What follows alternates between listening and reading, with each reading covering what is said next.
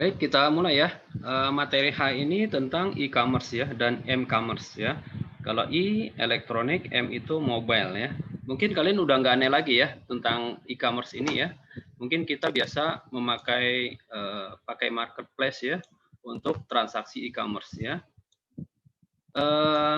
Mungkin udah diajarin belum di D3 kamu udah pernah gak? Atau di mana gitu? Halo? Udah pernah belajar? Halo? Udah pernah belajarkah tentang ini? Udah pernah disuruh bikin website juga sih Pak semester Oh, kemarin. website juga. Waktu perkuliahan ya, kalau misalkan saya perkuliahan pengantar aplikasi komputer, saya buat web tuh ya tentang e-commerce gitu ya. Kalau misalkan ini berat kalau misalnya.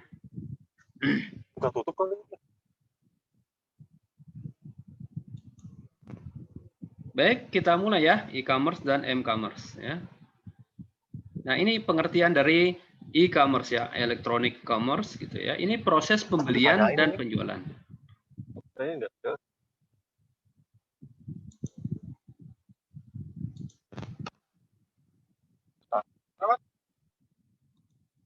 Ya, kalau pengertiannya itu adalah electronic commerce adalah proses pembelian dan penjualan. Terus proses pemasaran dan pelayanan. Terus proses pengiriman dan pembayaran ya dari suatu produk, jasa atau informasi melalui jaringan komputer atau internet ya antara satu enterprise dan pelanggan, pemasok atau partner bisnis lainnya. Ini pengertian elektronik ya secara jelas lah. Kalau misalkan kita selama ini mungkin nggak aneh lagi ya. Mungkin kalau misalkan terkait dengan e-commerce tuh jual beli aja ya. Jual beli barang ya. Nah, sebetulnya ada juga juga ya, jasa atau informasi ya melalui jaringan komputer atau internet ya. Kita taunya mungkin Bukalapak lah, Shopee lah, Lazada dan lain-lain ya terkait dengan jual beli ya. Tapi kita nggak ngeh ya, padahal di misalkan websitenya Traveloka itu kan jasa juga ya, misalkan booking.com gitu ya, terkait booking hotel itu termasuk adalah e-commerce ya, karena di bidang jasa dia ya. Ya itu termasuk dari e-commerce. Nah, ini pengertian dari electronic commerce. Lanjut. Nah, ini sejarahnya e-commerce ya. Sebetulnya sejarahnya panjang juga ya, dari tahun 1995 ya.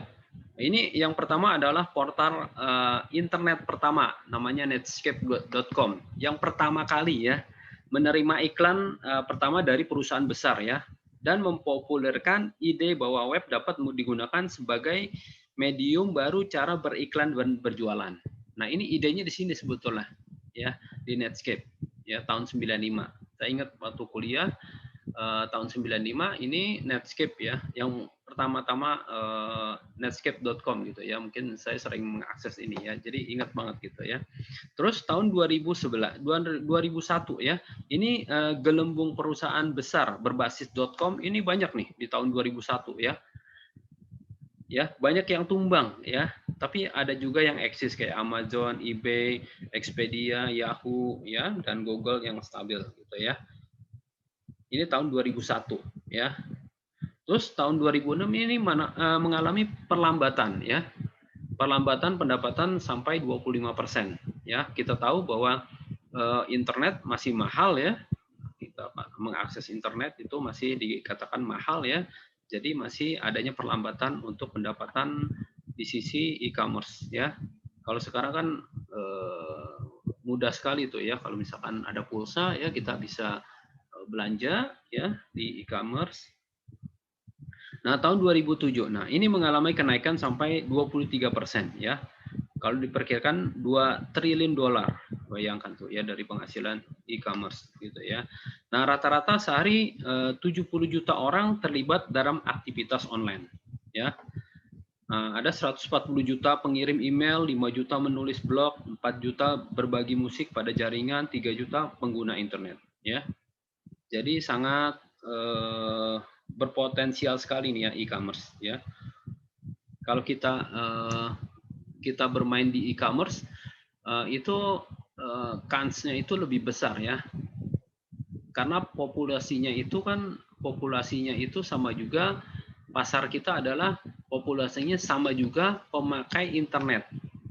Sama juga pemakai internet.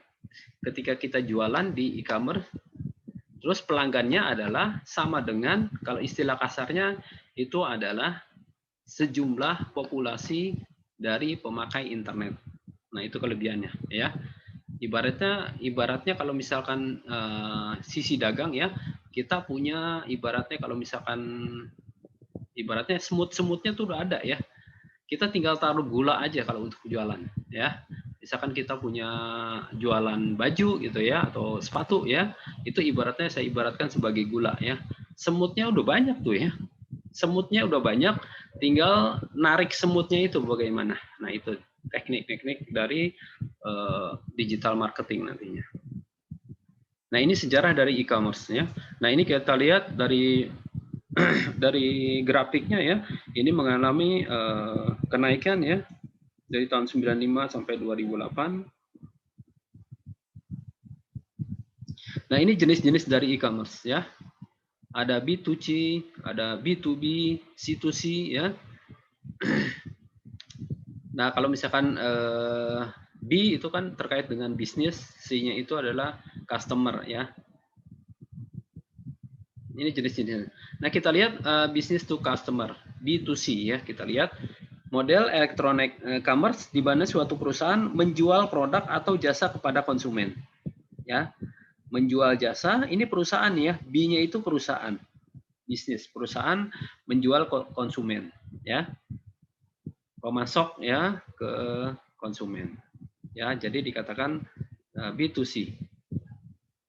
Ini contohnya B2C, kita lihat Gramedia ya, dia kan punya buku-buku ya. Dia perusahaan juga ya. Dia menjual ke customer yang datang ke Gramedia atau beli online bisa ya. Ini contohnya ya, www.gramedia.com. Terus ada Amazon. Amazon dulunya Amazon ini adalah penjualan buku ya, tapi lama-lama naik tuh ya. Segala macam produk ada gitu ya. Ini Amazon. Sama, dia juga pemilik dari produk-produk, lalu menjualnya ke customer. Nah, ini juga ya, barnesandnoble.com. Ini menjual buku, perangkat lunak, musik, dan lain-lain. Ya, Barnes dan Noble. Nah, ini juga dia menjual, dia sebagai perusahaan juga, menjual ke customer. Ya, ini contoh-contohnya.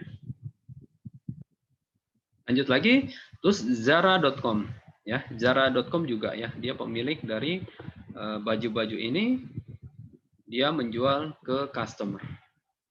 Ya. Bineka juga ya, Bineka juga dia di bidang usaha IT ya, Total IT Solution, spesialis dalam komputer dan software distribution ya. Dia juga menjual produk-produk IT ya, seperti PC, laptop, dan lain-lain. Ya, dia menjualnya ke customer. Nah, ini pemesanan hotel ya, pesawat dan lain-lain ya, Traveloka ya. Ini termasuk juga e-commerce ya. Terus pemesanan tiket juga ya, show, konser itu termasuk juga B2C ya. Jadi suatu perusahaan menjual ke customer. Ada juga B2B ya, business to business ya. Ini model e-commerce di mana suatu perusahaan menjual produk atau jasa kepada perusahaan lain ya. Jadi B2B. Contohnya, nah ini contohnya adalah Sam Connect ya, itz.ch ya. Ini menjual bahan kimia dan plastik ya.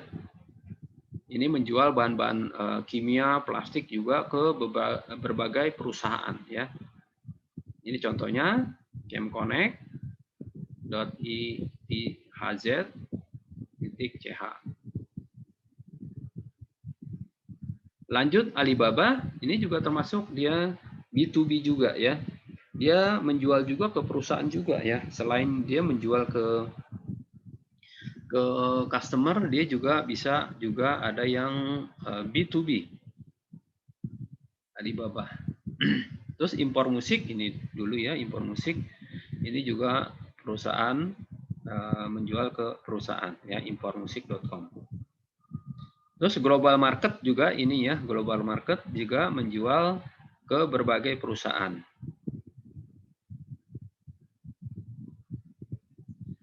TradeKey juga ini sama ya, dia juga B2B ya, menjual produk-produk ke perusahaan. Folderbees juga, Indo Network ya, ini menjual barang-barang juga ya ke perusahaan, ada otomotif, pakaian, agraris, kimia, layanan bisnis dan lain-lain.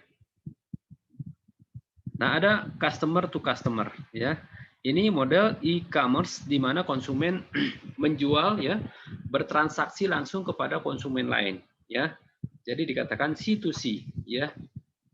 Nah, sebetulnya ini portalnya, ada portalnya ya. Portalnya. Konsumen ke konsumen. Kita lihat OLX ya, olx.com ya. Ini sebetulnya marketplace ya, atau dikatakan market space gitu juga bisa ya. Nah, ini contoh dari C2C ya.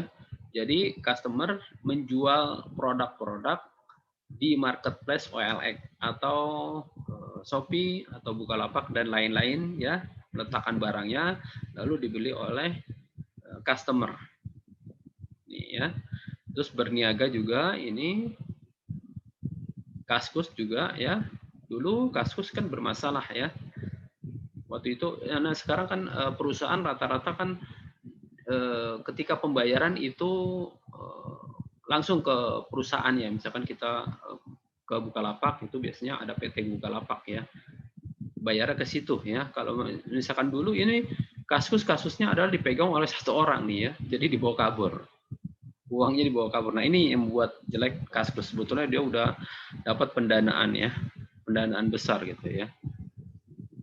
Nah, ini eBay juga termasuk C2C ya. Jadi sebagai marketplace juga dia. Iklan baris juga .co.id. Nah, ini juga sebagian marketplace yang ada sekarang adalah C2C ya. Tapi enggak gitu juga ya. Bisa juga dia jadi B2C ya. Kadang B2B gitu ya. Anda lihatlah kalau misalkan di Shopee ya, kita di Shopee atau Bukalapak banyak official langsung produsen menjual ke customernya. Benar nggak? Official, misalkan sepatu Nike, official. Apalagi tuh, misalkan perusahaan Konimek ya, perusahaan obat Konimek, official langsung menjual ke customer. Ya, berarti banyak yang dipotong tuh, nggak masuk ke distributornya. Ya, langsung ke marketplace, dia menjual langsung ke customer. Ada beberapa rantai pasokan yang harus dihapus sama dia, ya langsung ke customer rata-rata. Ya, dengan adanya marketplace ini. Nah, di medsos juga ya, di medsos juga termasuk C2C, customer to customer ya. Misalkan kita menjual produk ke Facebook ya, kita upload ke Facebook, orang lain lihat, ada yang tertarik beli gitu. Jadi C2C. Ada juga perusahaan ya, perusahaan yang biasa rata-rata perusahaan atau institusi ini menggunakan yang iklannya berbayar seperti Facebook advertising atau Instagram advertising ya, tanpa kamu sadari ketika masuk ke Facebook, oh di beranda kita kok ada iklan ini dari mana ya gitu ya. Nah, hasil dari Facebook FB ad gitu ya, Facebook advertising yang dibuat oleh perusahaan atau perseorangan bisa ya, Saya juga waktu itu memasukkan produk ya. Waktu itu juga saya memasarkan penerimaan mahasiswa baru ya, via Facebook advertising ya. Itu produk-produk berapa kali, ada 3 kali saya produk-produk menggunakan Facebook advertising. Nah, dia terkelompok tuh ya. Di kelompok-kelompokan ini, misalkan contohnya saya, misalkan saya jualan komputer ya, atau misalkan saya menjual jilbab ya. Kebetulan produk istri saya menjual jilbab. Nah, kan itu bisa dipetakan ya. Female-nya pasti female ya. Gendernya apa nih? Pasti perempuan ya, nggak mungkin laki ya. Jadi tertarget ya. Pasarnya itu tertarget ya. Kalau misalkan kita menggunakan Facebook advertising, bisa dipilih tuh ya. Gendernya pasti perempuan ya. Terus kebetulan jilbabnya jilbab anak ya. Nah, kita bisa share ke situ, misalkan di umur-umur itu ya. Di umur-umur ini kira-kira yang punya anak segini, jadi bisa kita kasih rentang umurnya ya. Dia bisa nanti ini misalkan anak suami istri kira-kira umur berapa, dia nanti punya anak segini gitu ya. Kita bisa ngasih rentang ya. Bisa seperti itu. Terus ada bagaimana lagi, misalkan kita masukin ke grup ya, kita bisa masuk ke grup misalkan muslim gitu ya, itu biar tertarget situ ya. Jadi pasarnya tertarget ya. Salah satunya seperti itu. Ya, ada kelebihan dari Facebook advertising atau Instagram advertising ya. Jadi tertarget ya. Nah, ini ya, bukan hanya itu ya, tapi di WhatsApp juga bisa kita jualan ya. Tanpa kita sadari, misalkan kita buat status saja, misalkan buat pembelian kue gitu, misalkan kita punya produk kue-kue gitu ya, kita masukin ke status, tanpa disadari orang lihat pesan. Nah, itu tanpa kita sadari itu adalah menggunakan e-commerce ya. Tanpa kita sadari kita sedang menggunakan e-commerce ya. Situ sih tanpa disadari. Nah, ini medsos. Nah, mengapa sih e-commerce ini berbeda ya? Mengapa sih? Nah, ini ada 7 keunikan dari e-commerce ya. Ada 7 keunikan dari e-commerce ya. Kita lihat keunikan itu. Yang pertama itu ada di mana-mana ya. Maksudnya apa sih dia ada di mana-mana? Ya, bisa di rumah kita, bisa di kantor ya, bisa di misalkan kita bawa mobil ya, kita bisa pakai handphone kita ya. Mobile ya, mobile e-commerce ya, m-commerce ya. Nah, ini tidak dibatasi oleh ruang dan waktu. Nah, ini cikal bakal dari yang disebut dengan market space atau marketplace. Jadi pengertiannya adalah seperti itu ya, tidak dibatasi oleh ruang dan waktu ya. Halo? Tidur kan? Enggak, Pak. Oh, kirain pada tidur semua ya. Ya, itu ya. Jadi seperti itu ya. Jadi ini cikal bakal kalau misalkan marketplace, kok orang nyebut kadang market space gitu ya. Nah, seperti itu ya. Sebetulnya dari keunikan dari e-commerce itu, sifatnya adalah ada di mana-mana ya. Sifatnya ada di mana-mana, itu tidak dibatasi oleh ruang dan waktu ya. Jadi bisa 24 jam ya, tanpa ada libur 7 hari ya. Nah, seperti itu ya.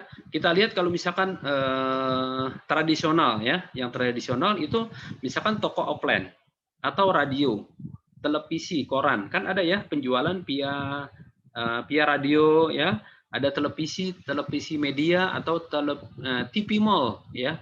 Saya pernah lihat TV mall ya. Di koran juga ya, sifatnya kan satu arah tuh ya. Satu arah ya. Dan dibatasi itu ya. Kalau televisi paling sementara doang tuh ya. Di televisi kita juga nggak bisa interaktif gitu ya, menanya-nanya gitu ya, kecuali dikasih via telepon ya. Terus kalau misalkan kita mau belanja ya kan perlu adanya biaya perjalanan ya. Ada biaya naik kendaraan ya. Itu belum tenaga kita ya. Misalkan saya mau beli baju di mall gitu ya. Bayangkan kita harus jalan tuh, harus naik angkot misalkan, atau naik motor atau naik mobil, belum macetnya, belum tenaga kita, belum waktu kita yang terkuras ya. Nah, coba kalau misalkan dengan menggunakan e-commerce itu kan lebih simpel ya. Perjalanannya nggak ada biaya perjalanan ya. Jadi tidak dibatasi oleh ruang dan waktu. Nah, ini cikal bakal ketemunya market space dan marketplace ya. Lanjut, nah jangkauannya global ya. E-commerce ini jangkauannya global, tidak ada batasan negara dan budaya. Jadi dia lewatin semua nih negara budaya ya. Kita lihat produk-produk yang kita lihat jual di e-commerce ya. Kita lihat di Shopee ya, itu dari luar negeri ya, menjual sampai dikritik oleh Menteri UMKM ya. Kenapa sih kalau kok jadi masalah gitu ya? Presiden Jokowi juga ya bilang ya, nah ada marketplace nih yang ya, sebetulnya menunjuk ke itu ya, ke Shopee ya, sama juga Menteri UMKM juga seperti itu ya. Karena itu ya ada sebuah kasus nih gini ya. Sebetulnya di Indonesia UMKM kita udah berkembang ya. Ada salah satu misalkan salah satunya contohnya misalkan penjualan jilbab waktu itu ya. Saya lihat penjualan jilbab di suatu daerah itu berkembang ya sampai dia memiliki 60 pekerja, bayangkan ya. Jadi berkembang ya. Dijual sama di Shopee gitu ya. Di Shopee dijual, harganya lumayan naik ya. Jadi UMKM itu berkembang, menghasilkan tenaga kerja, menghasilkan pendapatan di suatu wilayah tersebut. Nah, tiba-tiba ya kan ada produk-produk produk-produk Cina lah ya gitu ya. Jadi dia melihat nih produk mana nih yang sifatnya laku-laku nih gitu ya, yang laku ya di pasaran. Misalkan jilbab. Ya, misalkan jilbab dia jualan harganya misalkan 120.000 atau 100-an gitu ya. Bayangkan Cina bisa mengeluarkan harganya 18.000 atau 8.000, bayangkan. Ya, mungkin nggak masuk di akal kita ya. UMKM kita rata-rata jeblok di situ ya. Lama-lama perang harga gitu ya, kalah itulah yang menyebabkan UMKM jadi turun pendapatannya ya, pekerjanya turun juga. Nah ini jadi isu di Kementerian UMKM dan Kepresidenan ya, sebetulnya itu kasusnya ya, kasusnya seperti itu ya. Kita lihat jangkauannya global ya. Kita lihat kalau misalkan di televisi ya, menggunakan televisi, radio, itu sifatnya kan lokal, regional, atau dikatakan nasional lah ya, nasional. Misalkan TV bisa di kita misalkan ada produk TV Mall gitu ya, waktu itu saya lihat TV Mall itu ada di misalkan ya ada di Indosiar gitu, lagi di siaran. Nah Indosiar ini kan hanya sampai di Indonesia doang ya, sifatnya regional doang ya, enggak sifatnya global. Coba bayangkan kalau misalkan di e-commerce itu sifatnya global. Radio pun juga ya, atau toko offline apalagi ya, hanya di situ doang ya.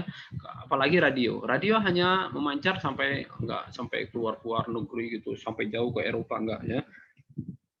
Ya, atau apalagi televisi ya. Bisa nggak Indosiar dilihat di itu ya, pakai channel tertentu ya.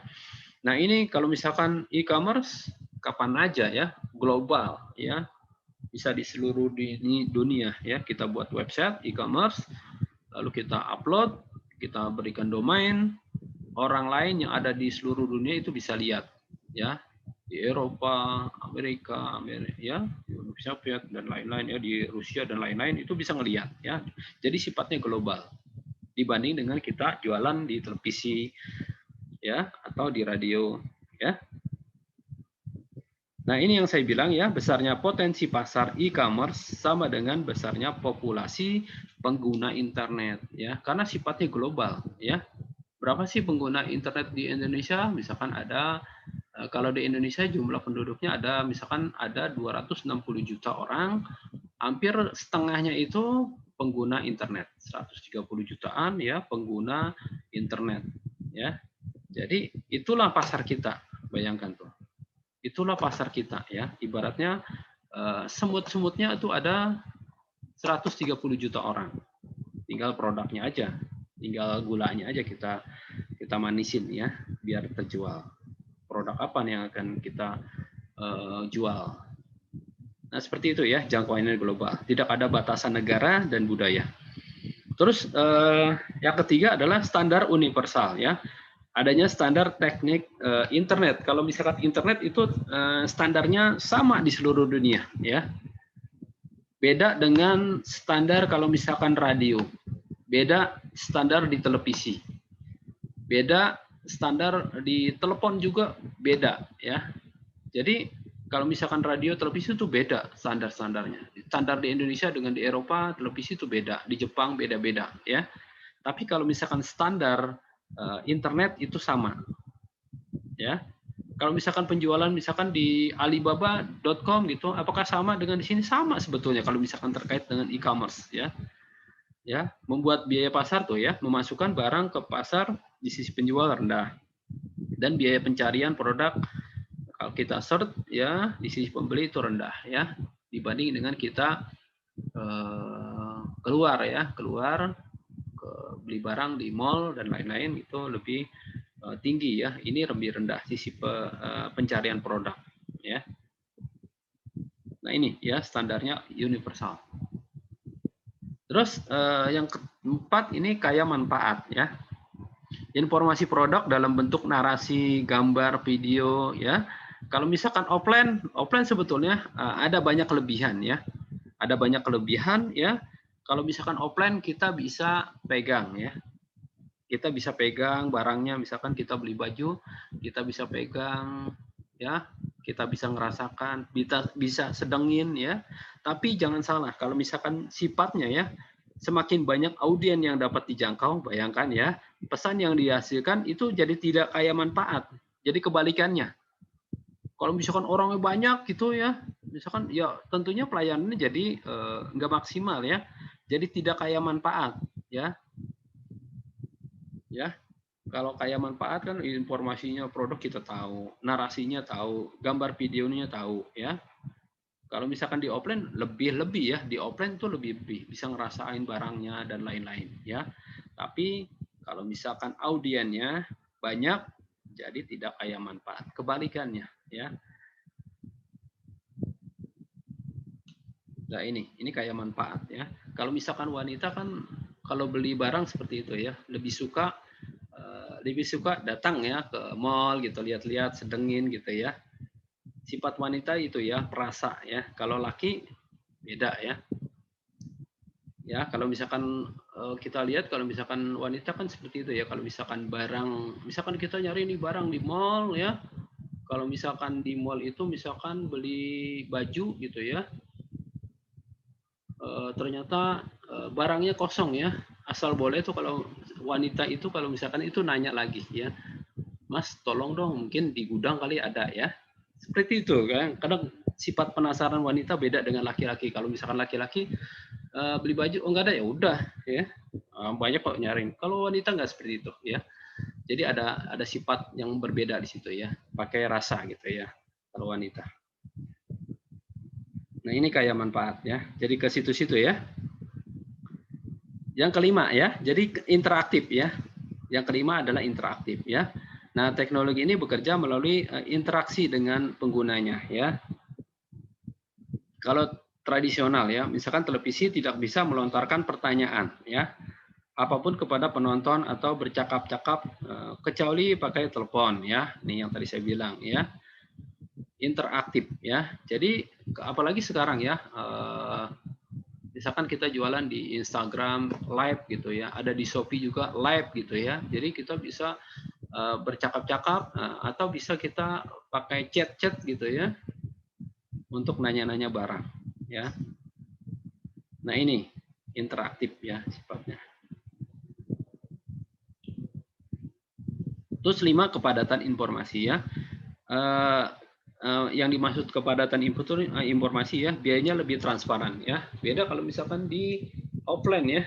Di offline kita datang misalkan kita ke mall atau ke Tanah Abang itu harganya udah beda-beda ya. Padahal barangnya sama ya. Kalau misalkan di e-commerce itu sebetulnya barangnya banyak ya, barangnya banyak, ada harganya bervariasi jelas gitu ya.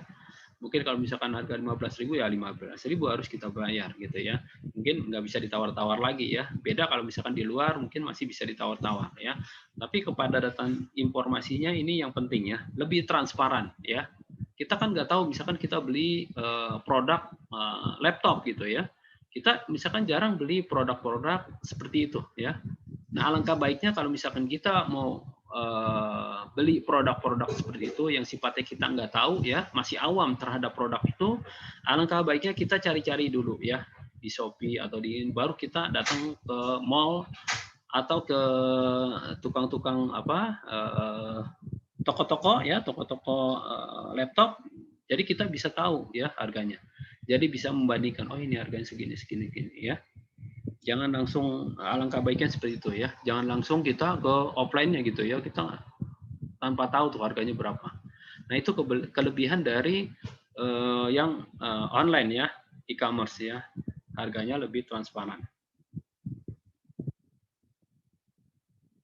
Terus personalisasi ya, penyesuaian ini pedagang mengarahkan pesan pada orang tertentu dengan penyesuaian nama, minat dan pembeli di masa yang lalu ya.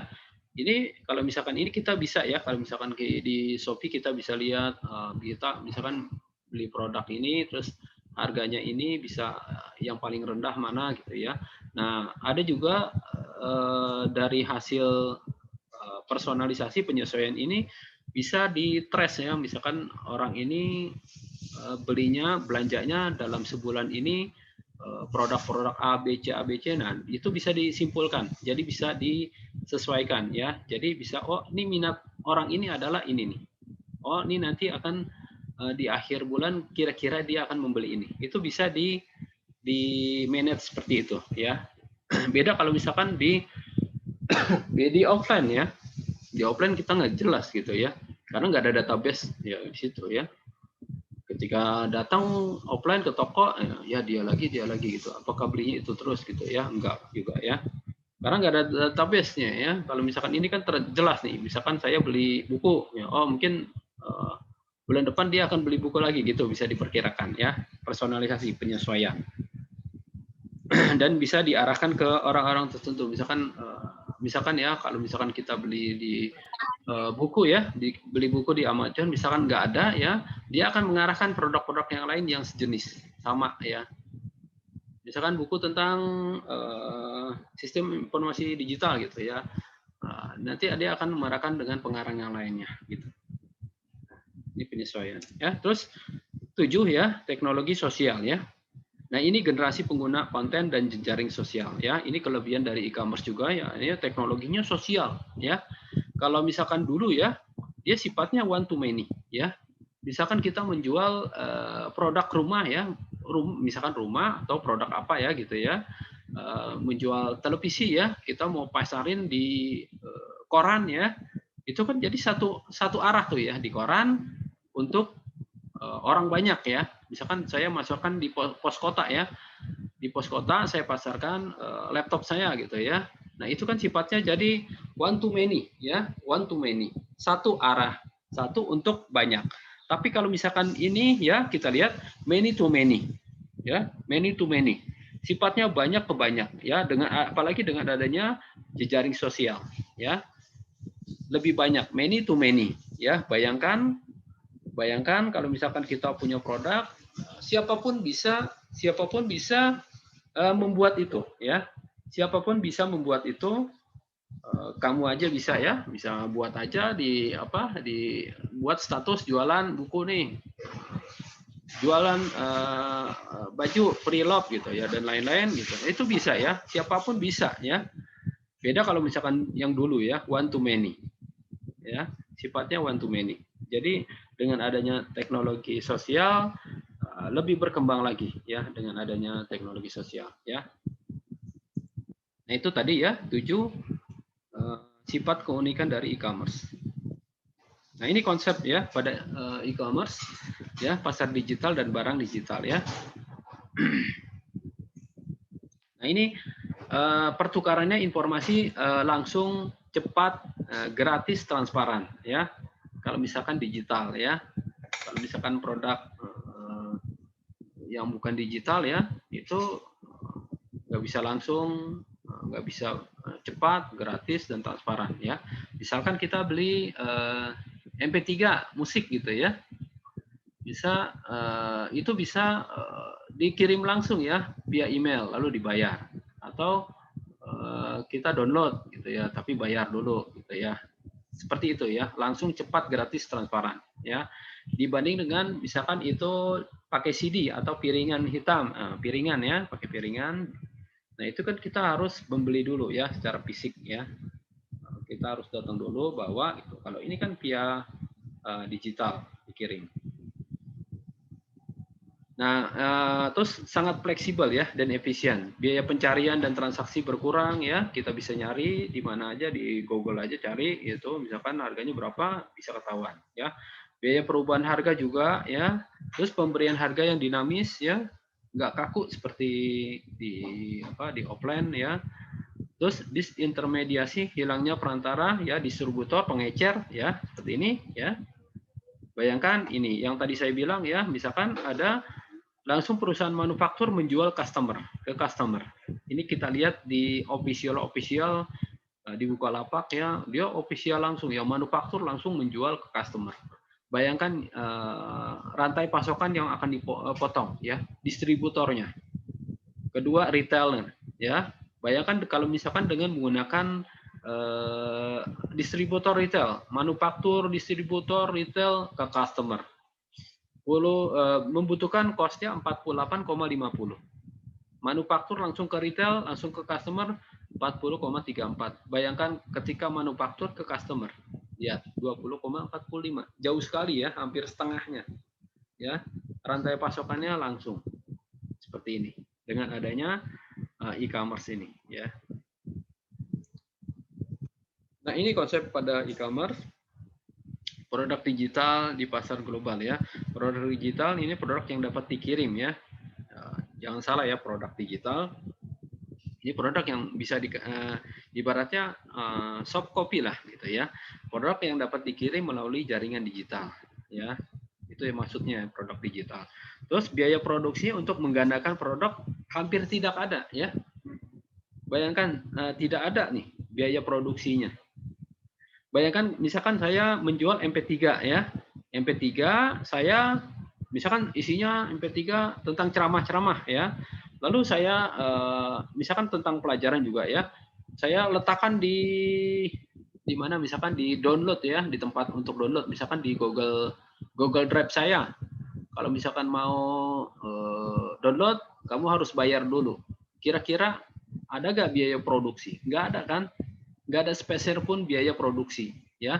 Ketika orang satu mendownload, download, orang 2, 3 sampai 1000 orang, produknya itu aja ya, yang saya letakkan di Google Drive ya. Jadi nggak ada produksi sama sekali itu ya, hanya sekali aja ngupload udah selesai ya.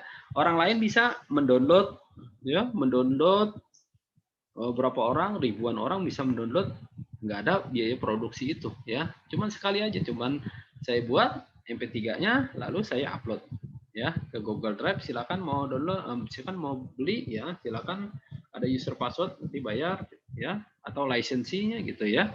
Seperti itu ya. Bayangkan ya produk-produk seperti ini ya. Misalkan Microsoft gitu ya, kamu bisa download dulu misalkan Office 235 gitu. 365, Office 365 itu kan sifatnya digital ya. Sekarang udah download aja, main download nggak pakai CD ya. Sekarang download, kamu install di situ ya. Langsung tuh ya. Mau perpanjang kamu bisa langsung pakai beli lagi ya license-nya, lalu diinstal ya. Jadi tidak ada biaya produksi ya. Tidak ada biaya produksi untuk menggandakan. Beda kalau misalkan Office yang lama ya. Office yang lama itu perlu menggandakan, perlu CD ya, salah satunya perlu CD ya, lalu dijualnya secara fisik gitu ya, harus diantarkan CD-nya ini. Nah, biaya pengiriman melalui internet rendah, malah 0 ya, biaya pengiriman melalui internet rendah ya. Misalkan saya jual yang tadi saya bilang, jual musik gitu ya, lalu saya masukkan ke media sosial ya, itu pengirimannya juga via email, sekalian download aja udah kagak ada biaya pengiriman ya. Terus biaya pemasarannya rendah ya. Bayangkan cuma di media sosial ya, yang semutnya banyak, saya taruh gula di situ ya, MP3 ya. Banyak orang download, banyak orang yang melihat ya. Terus harga bisa dibedakan di antara pembeli ya. Ini kelebihan dari produk-produk digital ya di pasar global. Nah, ini manfaat dari e-commerce ya bagi perusahaan ya. Jangkauannya global, tadi kita udah cerita jangkauannya global ya, nggak nasional lagi, udah internasional. Terus pengurangan biaya operasi ya, biaya operasinya hampir nol malah ya. Terus penambahan jam bukanya 24 jam, 7 hari, 365 hari ya, bisa di custom. Model bisnis baru, spesialis vendor ya. Terus kecepatan time to marketnya lebih cepat dibanding dengan yang manual, yang offline ya. Terus biaya komunikasi koordinasi lebih rendah ya. Biaya komunikasinya lebih rendah ya. Misalkan kita letakkan misalkan produk ini ya, kita rekam aja, kita ngerekam ini produk ini adalah misalkan bolpen ya. Bolpen ini bagus, isinya ini, terus beratnya segini gitu ya. Warnanya ini ya. Udah sekali doang tuh ya. Lalu saya upload. Orang lain tinggal dengerin. Berapa kali didengerin terserah ya. Jadi biaya komunikasinya rendah ya. Dibanding dengan kalau misalkan di offline. Di offline saya harus menerangkan lagi tuh ya. Ada yang beli, ini bolpen ini harganya beratnya segini, warnanya ini. Ada yang pembeli lagi satu, ini. 2, 3, 4, sampai berapa? 1000 orang saya harus nerangkan. Beda dengan yang itu ya. Biaya komunikasinya cuma sekali doang ya. Terus efisiensi penggandaan. Nah, ini yang tadi saya bilang ya, cuman saya buat MP3, saya upload, udah selesai tuh ya. Penggandaannya nggak perlu ada gitu ya. Terus meningkatkan hubungan dengan konsumen ya. Informasinya yang up to date ya. Informasinya yang up to date. Ya, informasinya up to date. Ya, informasinya up to date ya. Bisa kita update kapan aja. Tidak harus membayar pajak ya. Nah, ini nih ya. Sekarang mau mengarahkan ke situ tuh ya. E-commerce makanya nanti akan kena pajak semua ya.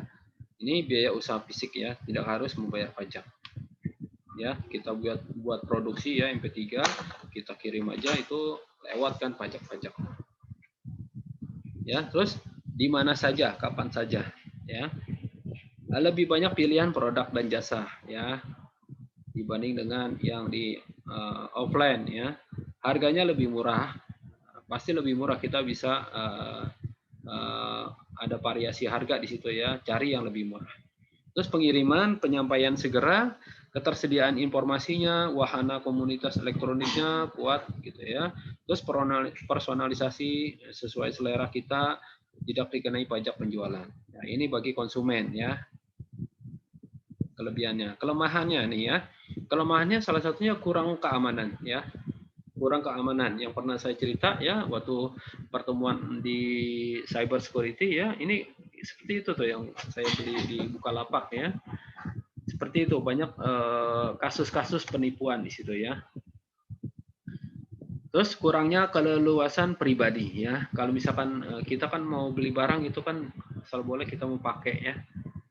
Kalau misalkan beli produk-produk elektronik ya, alangkah baiknya kita datang lebih puas. Atau produk-produk sepatu ya. Kalau produk sepatu saya lebih baik saya langsung offline gitu ya. Enak langsung sedengin gitu ya. Saya khawatir kalau misalkan beli sepatu Nike gitu ya, itu kadang ada yang ukuran buat luar, ada ya beda ukurannya ya. Padahal saya pakai misalkan 40 gitu ya, ternyata beda gitu. Nah, seperti itu, saya lebih suka langsung offline ya. Nah, ini kurangnya keleluasan pribadi gitu ya, kurangnya bandwidth ya. Kalau misalkan kita connect ke internet kan perlu bandwidth ya. Terus mengintegrasikan software e-commerce dengan software database-nya itu merupakan suatu tantangan ya. Itu harus orang-orang IT gitu ya. Terus ketiadaan kepercayaan ya, integritas lawan transaksi yang tidak kita kenal itu yang menjadi masalah juga ya. Kita tahu gak nih, bisa gak nih, bisa kita percaya gak nih ya gitu. Itu yang jadi ketidakadaan kepercayaan ya. Terus integritas transaksinya tersebut juga ya. Terus uang elektronik yang hanya berupa bit dan bytes gitu ya. Misalkan dengan menggunakan Shopee Pay gitu kan hanya bit-bit doang ya. Nggak langsung ya. Kalau misalkan orang-orang dulu mungkin kita lebih enak pakai uang kertas, langsung uang gitu jelas gitu ya. Kalau ini kan pakai bit gitu ya, harus transfer gitu ya. Nah ini kelemahan dari e-commerce ya. Terus ada m-commerce ya, mobile commerce. Ini peralatan nirkabel yang bergerak mobile ya, digunakan untuk bertransaksi dan layanan lainnya selain pengiriman pesan ya. Jadi kita bisa mengakses mobile commerce ya. Kalau terkait dengan mobile itu kita adalah mendownload app-nya. Bukan kita main di ini ya, di handphone lalu kita buka misalkan Lazada itu terkait dengan web gitu ya. Tapi kalau misalkan udah m-commerce itu mobile itu artinya dengan menggunakan app. Ya. Bedakan kalau misalkan kita menggunakan browser di handphone kita ada browser nih, misalkan ada browser Mozilla. Kita klik lalu kita pilih misalkan Lazada gitu. Ya berarti kamu belum pakai m-commerce ya, mobile. Yang dimaksud dengan mobile itu app-nya itu ya. Kamu download pakai Google app-nya, misalkan Shopee kamu download di app-nya gitu ya. Seperti itu ya terkait dengan mobile ya. Nah, aplikasi dan layanan m-commerce ya. Ini layanan berbasis muatan dan lokasi ya, kayak peta ya. Misalkan kita pakai Gojek itu kan bisa lokasi itu kelebihan-kelebihannya ya. Misalkan kita pakai beli GoPay ya, Shopee Food gitu ya, itu kan pakai lokasi ya. Terus layanan perbankan dan keuangan ini juga ya, m-commerce, internet bankingnya, m-bankingnya. Terus perikanan nirkabel ya. Terus permainan dan hiburan ya, terkait dengan di mobile itu banyak permainan-permainan juga bisa digunakan dengan e-commerce di situ ya. Contohnya misalkan game-game ya, misalkan kita beli senjata-senjata di game itu ya. Misalkan beli pistol, beli pedang, beli lain-lain ya, senjata-senjata. Nah, itu kan ada jual beli di situ ya. Itu termasuk juga m-commerce. Nah, ini layanannya ya terkait dengan m-commerce. Nah, kelebihannya m-commerce itu ubiquity ya, dapat diakses dari mana saja ya. Terus ukuran dan berat handsetnya ini nih, convenient ya, ukuran dan berat handsetnya ya. Terus personalization ya, sifat HP yang personal mungkin menawarkan produk yang lebih spesifik ya. Personal kita nggak bisa, kita hanya sendiri ya, kita nggak bisa dilihat orang lain, jadi lebih nyaman ya. Terus kelemahannya, nah keterbatasan perangkat ya. Terkadang ada produk-produk yang nggak bisa di zoom gitu ya, kecil gitu ya, kita lihat. Nah itu keterbatasan dari perangkat. Ini kelemahan dari m-commerce.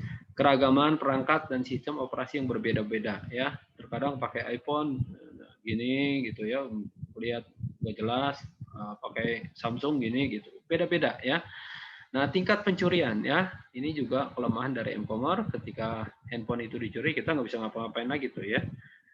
Terus security-nya ya, air interface security-nya masih dipertanyakan ya tentang m-commerce ya. Nah, ini sistem pembayarannya ya. Kita lihat sistem pembayaran sebetulnya berkembang ya. Salah satunya nih sistem pembayaran kartu kredit ya digital. Kita lihat di contohnya di e-Cheng ya. e-Cheng ini layanan yang aman pembayaran kartu kredit melalui internet ya. Dengan menggunakan e-Cheng ya, e-Cheng. Terus dompet digital juga ya, kayak GoPay itu dompet digital juga ya. Ini Q-Wallet, Google Turbo Autofill ya. Ini perangkat lunak menyimpan informasi kartu kredit ya dan informasi pembayaran barang melalui web ya. Terus sistem pembayaran digital dengan saldo terakumulasi ya, mengakumulasi pembayaran mikro pembelian sebagai saldo debit yang harus dibayar ya. Misalkan kita sama seperti kita Shopee Pay ya, kita harus debit dulu di situ ya. Harus ada saldo dulu baru kita bisa bayar. Sistem pembayaran nilai tersimpan, ini pembayaran kepada penjual didasarkan pada nilai yang tersimpan sama nih ya. Ini contohnya Econ, Mondek, Card uang tunai digital ya, mata uang digital untuk pembayaran mikro atau pembelian dalam jumlah besar. Contohnya misalkan Clearbit ya. Sistem pembayaran rekan-rekan ya, mengirimkan uang menggunakan web ke seseorang atau penjual yang tidak memiliki sarana pembayaran kartu kredit ya. Contohnya dengan menggunakan PayPal ya, ini bisa sistem pembayaran dengan rekan-rekan ya. Terus cek digital ya. Nah, jadi perkembangan sistem pembayaran elektronik via e-commerce itu sebenarnya udah berkembang ya. Mungkin kita jarang ngelihat yang seperti ini gitu ya. Kita mungkin yang pakai dompet digital aja ya, ShopeePay, GoPay dan lain-lain ya. Tapi di sini udah sampai cek digital, e-cek ya. Jadi bisa pakai e-cek ya. Ini contohnya di eBay ya. Kalau misalkan kita lihat di eBay gitu ya, pembayaran mau pakai cek ya. Berarti masukin ceknya tuh. Ya, ada mesinnya. Terus sistem pembayaran dan penyampaian tagihan elektroniknya. Membayar tagihan bulanan secara rutin, contohnya cek free, Yahoo Bill Pay gitu ya. Ini di Indonesia kayak misalkan pembayaran tagihan bulanan itu misalkan ada kayak Paytrain juga ada seperti itu ya. Nah, e-commerce ya, model pendapatannya sebetulnya pendapatan dari e-commerce dari mana aja sih gitu ya. Model pendapatan sebuah perusahaan menggambarkan bagaimana perusahaan akan menghasilkan pendapatannya. Saya ambil contoh nih, model pendapatan iklan ya. Salah satunya iklan ya. Salah satunya iklan, advertising revenue model ya. Kita bingung ya, kadang ini misalkan Shopee ini pendapatannya dari mana? Bukalapak dari mana ya. Nah, salah satunya ada dari iklan juga ya. Nih, kita lihat pendapatan iklan ya. Contohnya Google ya, pendapatan iklannya besar sekali ini ya. Ini tahun 2019 turun karena adanya pandemi ya 2020 39,58. Facebook juga dengan Facebook advertising. Amazon ya 10 naik 12,75 ya. Ini Amazon, Jeff Bezos, kita orang terkaya di dunia ya. Ini pendapatan iklan ya, dari iklan. Ya, kita lihat kalau misalkan dulu di Yahoo ada banner iklan, nah itu sebetulnya dari situ juga pendapatannya ya. Ada Google itu Google AdSense, Facebook advertising, Instagram juga ya. Seperti itu ya. Ada space untuk iklan ya, sama tuh di e-commerce juga ya. Kita lihat kalau misalkan website begitu ya, misalkan ada Gebiar gitu ya, Gebiar sebetulnya ada iklan gitu ya, misalkan Gebiar Carrefour gitu ya, 50% sell gitu ya, sebetulnya dia membayar iklan tuh ya, misalkan diletakkan misalkan di Bukalapak gitu ya, dia bayar iklan pada Bukalapak ya. Nah, ini model pendapatan penjualan ya, sales revenue ya. Ya, contohnya Amazon ya sama nih ya, pendapatan penjualan ya. Misalkan dari kalau Shopee ya, misalkan kita menjual produk ini ada sekarang tuh ada dikenain ya beberapa persen ya. Jadi salah satunya untuk penjualan, pendapatan penjualan ya. Dulu mungkin belum ya, tapi sekarang kayaknya udah ada komersial dikit ya. Pertama-tama dia kayak apa, bakar duit lah gitu ya. Siapa ya yang mau masukin silakan, gratis. Sekarang udah berbayar ya. Nah, ini nanti pendapatan penjualannya dari situ ya. Pendapatan pelanggan ya. Ini merupakan menawarkan konten ya. Tarif pelayanan pelanggan untuk mengakses beberapa atau penawaran yang sedang berlangsung ya. Ini model pendapatan pelanggan ya, dari penyedia kontennya. Terus model pendapatan free, premium ya. Layanan dasar konten secara cuma-cuma sambil memasang tarif premium untuk fitur yang lebih maju ya. Contohnya Google ya, menawarkan aplikasi gratis ya, tapi masang tarif untuk layanan premiumnya ya. Kayak misalkan Google Drive ya, kita dikasih gratis tuh ya, misalkan 5 giga, tapi kalau misalkan di atas itu kita harus berbayar ya untuk yang premiumnya. Model pendapatan biaya transaksi, nah ini contohnya eBay ya, menyediakan tempat lelang Nah, ini sebetulnya harganya kalau misalkan berapa persen harus ke eBay ya. Nah, keuntungan di situ ya pendapatannya dari transaksi-transaksi yang dilakukan. Ini pendapatan afiliasi ya, misalkan kita punya ini contohnya Amazon menggunakan afiliasi yang mengawasi bisnis di situs Amazon ya, dengan meletakkan logo Amazon pada blog mereka ya. Contohnya kita buat blog, lalu kita pasang banner Amazon ya. Ketika orang klik Amazon berarti iklannya ke situ-situ ya. Bayar iklannya nanti ke afiliasinya ya. Jadi kita dapat uang dari Amazon itu tanpa kita sadari ya. Contohnya juga gini ya. Misalkan kita punya software ya. Kita membuat software lalu kita share gitu ya. Kalau misalkan afiliasinya misalkan ke orang lain misalkan bisa nanti dapat misalkan harganya 1.500.000, misalkan bisa mencari afiliasi itu dapat 500.000 ya. Ya seperti itu. Jadi dikasih link doang sebetulnya ya. Model pendapatan afiliasi ya. Nah, perusahaan e-commerce terbesar kita lihat yang pertama adalah Amazon, terus ada Alibaba, terus ada eBay juga, ada JDID ya, JDID ini juga terbesar juga ya.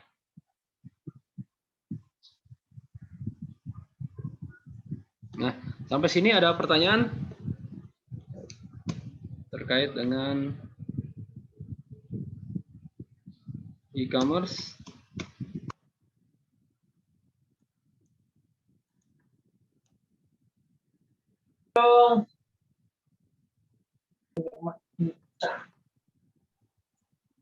Halo, ada pertanyaan kah sampai sini? Tidak. Nah, nggak ada ya.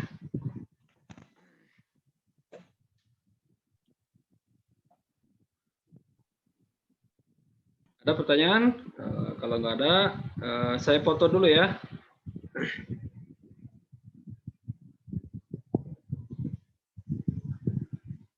Saya foto dulu ya untuk siapa yang hadir hari ini nih ya terakhir.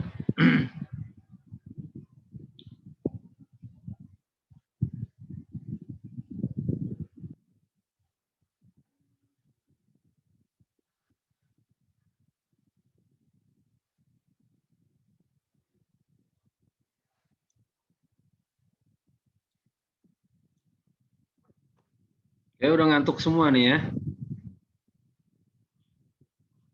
Udah ngantuk semua nih ya. Baik, saya foto dulu. 1, 2, 3 ya.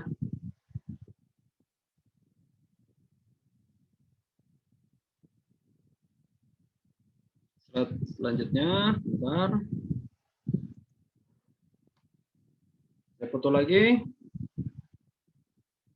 1, 2, 3.